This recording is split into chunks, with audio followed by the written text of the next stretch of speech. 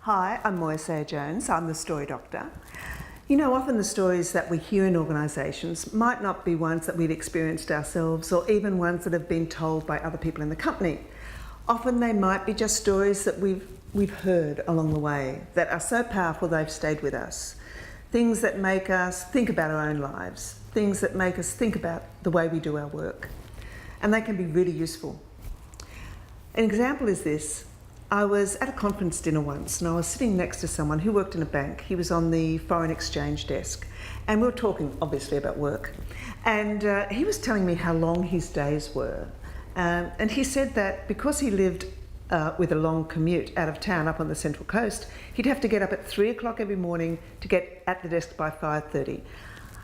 And, you know, that was a bit surprising. And so I said to him, well, the good news is obviously you can leave early. And he said, oh, no, I never get home before 7:30 or 8.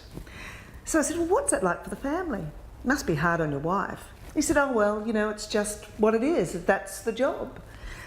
And he said, but you know, one thing really annoys me. He said, because I go to bed at night and I have to go to bed early, I have to get my sleep. And I go to bed and just as I put my head on the pillow, my wife starts talking to me. And I say to her, look, the lounge room is for talking, the bedroom's for sleeping. And of course we had a laugh about that at the time, but actually that story makes me so sad. It makes me sad for the wife, it makes me sad for him. And it made me sad that it's not really the sort of story that he would ever be able to tell within his own organisation.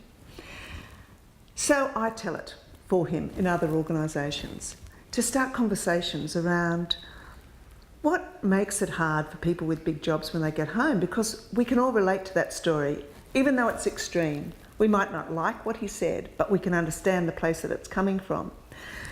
And so if we use a story like that at work, in a meeting, in a team, we can actually help people to open up and talk about things that are hard to discuss. And when we know what is hard to discuss, then we can make changes to make things a lot easier. That's the way stories work. I'm Moya Sayer-Jones and I'm the Story Doctor.